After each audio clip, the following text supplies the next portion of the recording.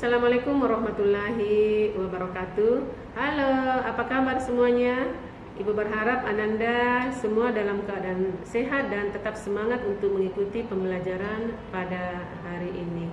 Senang sekali rasanya saya dapat menjumpai Ananda dalam pembelajaran Pendidikan Kecakapan Hidup atau PKH Life Skill Education. Perkenalkan, saya Kasma Burhan, trainer pendidikan kecakapan hidup Kabupaten Bone, dan saat ini saya bertugas sebagai guru di SMP Negeri 1 Watampone.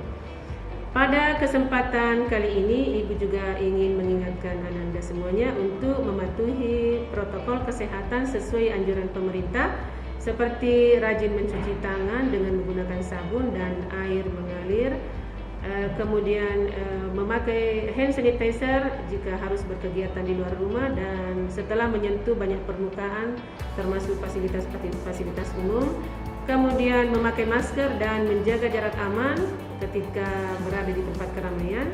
Dan yang terpenting adalah Ananda rajin atau menjaga kebersihan diri dan lingkungan sehingga kita semua dapat terbebas dari penularan COVID-19. Nah, terkait dengan hal tersebut, tepat sekali karena hari ini kita akan mempelajari tema pendidikan kecakapan hidup, yaitu tentang kebersihan diri. Nah, pada pertemuan ini Ananda akan mempelajari bagaimana mencegah penyebaran kuman yang dapat mengakibatkan penyakit-penyakit umum dengan menerapkan kebiasaan-kebiasaan diri yang baik. Nah, tema kebersihan diri ini juga kita akan membahas tentang manajemen kebersihan menstruasi atau MKM dengan cara lebih rinci sehingga dapat membantu remaja perempuan mencapai manajemen kebersihan menstruasi yang baik. Adapun kecakapan hidup yang akan kita eksplorasi pada pertemuan kali ini adalah yang pertama, yaitu menyelesaikan masalah, dan yang kedua adalah berempati. Dan pengetahuan umum yang akan kita dapatkan pada tema kali ini adalah yang pertama, manajemen kebersihan menstruasi atau MKM, dan yang kedua adalah bagaimana mencuci tangan atau langkah-langkah mencuci tangan yang benar.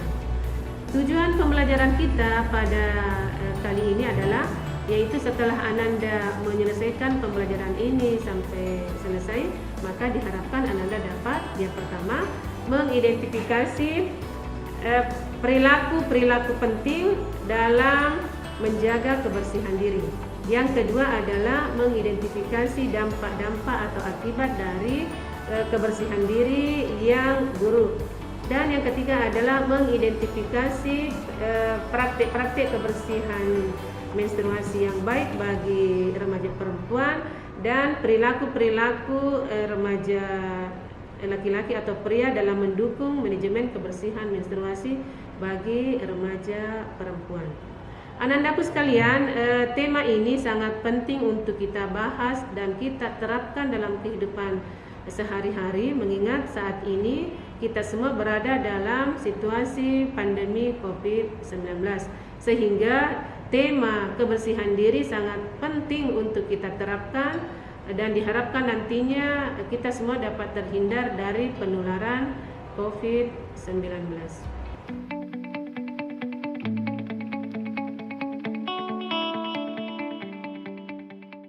Baik Anandaku sekalian, sekarang kita akan segera memasuki penjelasan untuk mendapatkan informasi yang terkait dengan kebersihan diri. Apa sih yang dimaksud dengan kebersihan diri itu? Adakah di antara Anandaku sekalian yang paham maksudnya? Ya, jadi kebersihan diri adalah kondisi atau keadaan di mana seluruh badan kita terbebas dari kotoran, bau, dan juga debu. Kebersihan diri dapat juga berarti kondisi ketika badan kita terbebas dari bakteri patogen, virus, dan juga bahan-bahan kimia berbahaya lainnya. Nah, dalam menerapkan perilaku kebersihan diri ini dalam kehidupan sehari-hari, ada 7 perilaku-perilaku penting yang harus kita terapkan dalam kehidupan sehari-hari. Adakah di antara Anandaku sekalian yang dapat menyebutkan perilaku-perilaku apa saja itu? Baik, perilaku yang harus kita terapkan dalam menjaga kebersihan diri. Yang pertama adalah mencuci tangan dengan menggunakan sabun dan air mengalir yang bersih. Sebelum dan setelah makan, kemudian setelah menggunakan jamban atau toilet, dan setelah menyentuh benda-benda umum. Yang kedua adalah menggunakan air bersih yang mengalir. Yang ketiga adalah mandi 2 kali sehari, yaitu pada pagi dan pada sore hari. Yang keempat adalah menggosok gigi pada pagi hari setelah makan dan pada malam hari sebelum tidur. Yang kelima adalah gunakanlah toilet atau jamban yang tertutup, dan Ananda harus menghindari menggunakan toilet atau jamban di tempat yang terbuka. Yang keenam adalah potonglah kuku 1 kali dalam 1 minggu. Yang ketujuh adalah mempraktekkan manajemen kebersihan menstruasi bagi remaja perempuan.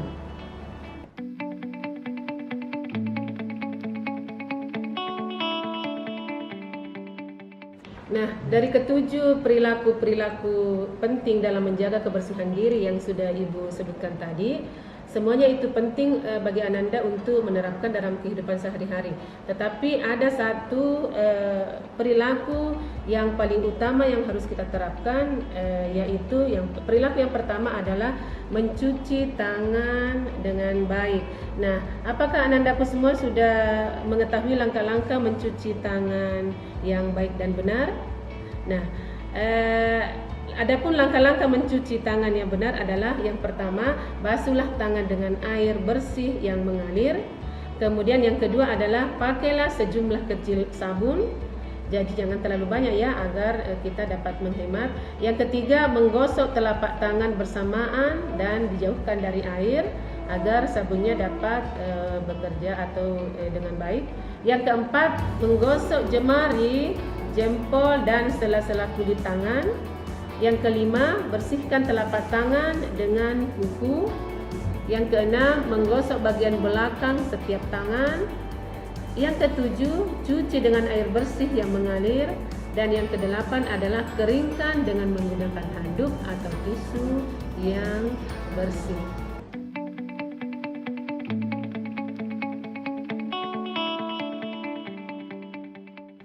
Nah, anak-anakku sekalian, setelah kita mengetahui langkah-langkah atau perilaku-perilaku dalam menjaga kebersihan diri serta langkah-langkah dalam mencuci tangan yang baik dan benar, tentu Ananda akan bertanya, apa sih dampak yang akan kita dapatkan ketika kita menerapkannya dalam kehidupan sehari-hari?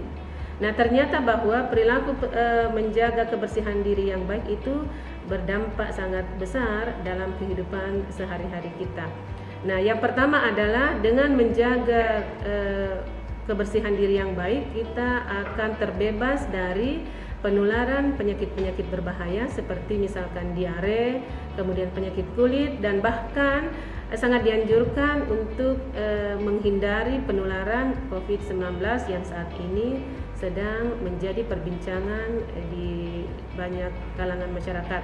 Yang kedua adalah dengan menjaga perilaku-perilaku kebersihan diri yang baik, kita akan tumbuh rasa percaya diri dalam bergaul di tengah masyarakat, dan kita akan merasa diterima oleh masyarakat yang ada di sekitar kita.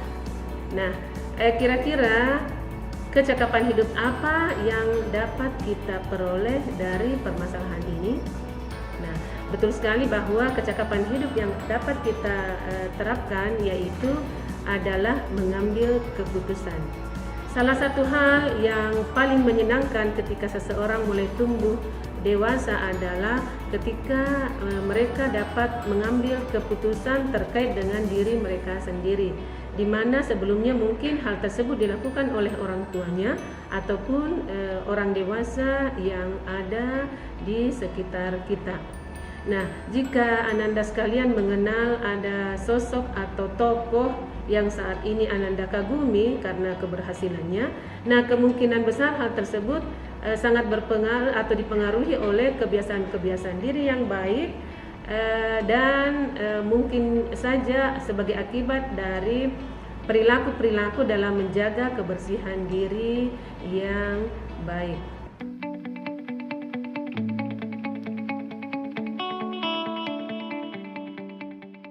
Baik anandaku sekalian, sekarang Ibu akan memberikan satu contoh kasus terkait dengan perilaku yang tidak menjaga kebersihan diri dengan baik.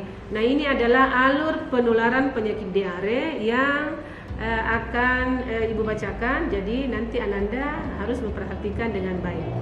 Nah, kasus ini dialami oleh seorang anak laki-laki yang bernama Tommy. Tommy dan kawan-kawannya ini sangat senang sekali bermain sepak bola. Nah, suatu hari ketika pulang sekolah, si Tommy dan kawan-kawannya ini bermain sepak bola di halaman atau di lapangan sekolah. Mereka bermain dengan sangat gembira sampai mengeluarkan keringat dan merasa kelelahan. Nah, setelah Tommy dan kawan-kawannya ini bermain sepak bola, mereka merasa sangat kehausan dan kelaparan. Nah, di pinggir lapangan nampak oleh mereka itu ada penjual asongan ya, yang menawarkan makanan dan minuman. Dan Tommy dan kawan-kawannya sempat menyaksikan ya bahwa makanan dan minuman yang dijualnya itu dalam keadaan terbuka dan dikerumuni oleh banyak lalat. Tetapi karena Tommy dan kawan-kawannya merasa kehausan dan kelaparan, sehingga mereka tidak peduli dengan kondisi makanan tersebut.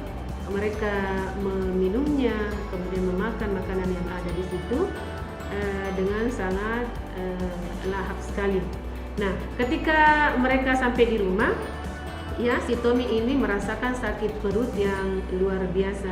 Berkali-kali Tommy mondar-mandir bolak-balik ke toilet untuk membuang air besar, dan Tommy juga mengalami muntah-muntah. Nah, ketika pagi hari Tommy merasakan badannya itu sangat kelelahan dan mengalami dehidrasi akibat buang air besar dan juga muntah-muntah yang dialaminya sejak semalam. Nah, melihat hal tersebut, bapak dan ibu Tommy membawa Tommy untuk diperiksa ke rumah sakit.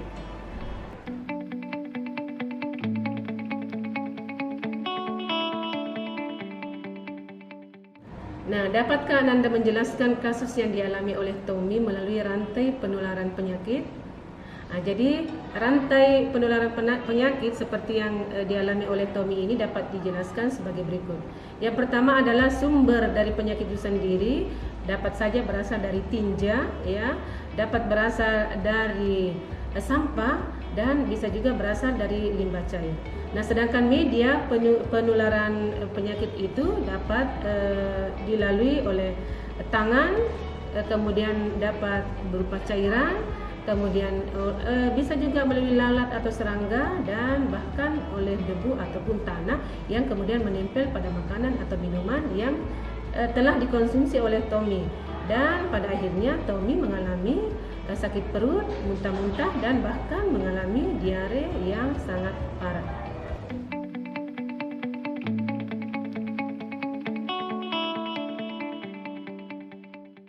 Perilaku kebersihan diri yang dapat mencegah Tommy dari penyakit diare tersebut diantaranya adalah: yang pertama, pedagang tersebut seharusnya mencuci tangan setelah menggunakan kamar mandi. Yang kedua adalah pedagang tersebut harusnya menggunakan air bersih saat menyiapkan makanannya atau minumannya. Yang ketiga adalah pedagang tersebut seharusnya menutupi makanannya agar tidak dihinggapi oleh lalat atau serangga ataupun debu. Dan yang terakhir adalah Tommy seharusnya tidak membeli makanan dari pedagang asongan dengan praktik-praktik yang tidak higienis.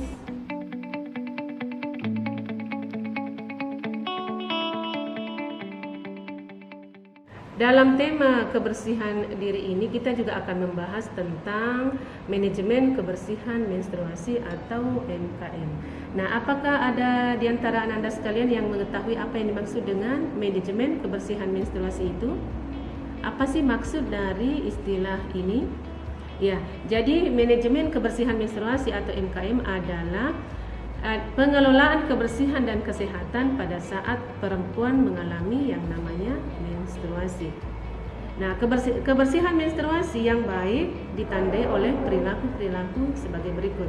Yang pertama, menggunakan pembalut sekali pakai atau pembalut kain dan diganti secara berkala setiap 4 jam sekali. Yang kedua adalah membuang pembalut sekali pakai secara tepat di tempat sampah, ya. Jadi bukan di toilet atau bukan juga di sungai. Yang ketiga adalah mencuci pembalut kain dengan air dan sabun, lalu keringkan dan dikeringkan di bawah sinar matahari. Yang keempat, cucilah tangan Ananda setelah memasang atau melepas pembalut yang akan dipakai dengan menggunakan sabun dan air bersih yang mengalir. Yang kelima adalah sekolah harus menyediakan toilet yang dapat dikunci dari dalam dan dipisahkan berdasarkan jenis kelamin. Jadi tidak bercampur antara toilet perempuan dan toilet laki-laki. Kemudian anak-anakku sekalian, adapun keuntungan-keuntungan yang akan kita peroleh setelah mengetahui MKM ini adalah yang pertama, dapat mencegah infeksi dan juga iritasi kulit dengan melakukan kebiasaan-kebiasaan MKM yang baik.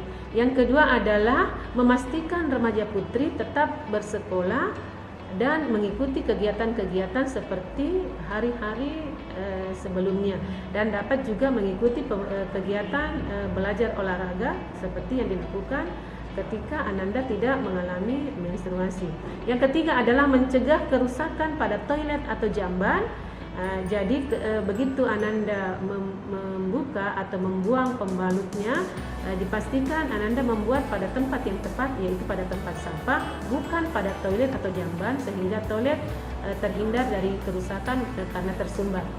Yang keempat adalah mencegah kerusakan lingkungan, ya. Jadi dengan membuang pembalut sekali pakai itu di tempat sampah, maka lingkungan tidak akan menjadi tercemar, begitu pula dengan sungai atau laut tidak menjadi tercemar oleh pembalut sekali pakai tersebut.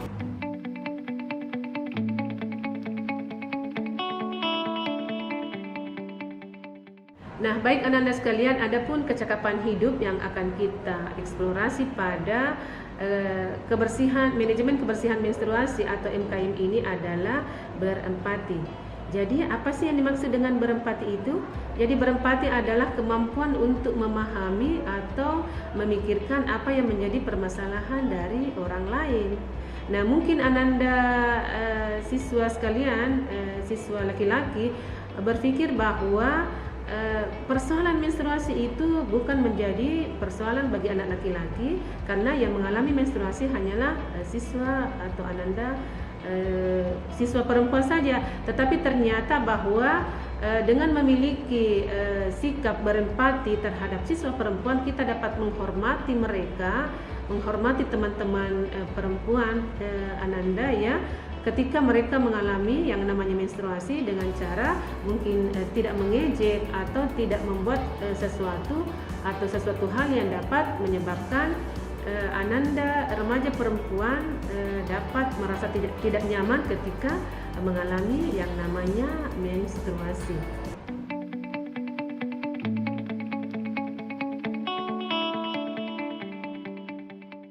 Nah, sebagai kesimpulan dari pertemuan kita pada tema ini adalah Ibu akan mengingatkan kembali tujuan pembelajaran kita untuk tema kali ini. Yang pertama adalah mengingat kembali ada 7 perilaku penting yang harus kita terapkan dalam menjaga kebersihan diri yang baik.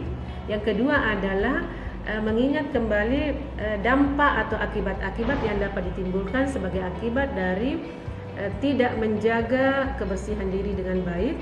Yang ketiga adalah mengingat kembali praktek-praktek manajemen kebersihan menstruasi yang baik bagi remaja perempuan dan perilaku-perilaku remaja laki-laki dalam mendukung remaja perempuan melalui manajemen kebersihan menstruasi yang baik. Nah, semuanya itu sudah kita bahas secara tuntas sejak semula.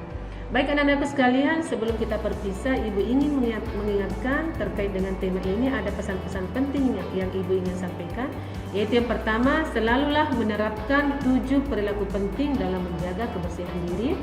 Yang kedua adalah kebersihan diri yang baik dapat mencegah penularan penyakit-penyakit berbahaya seperti diare, penyakit kulit, bahkan kita dapat terhindar dari penularan COVID-19.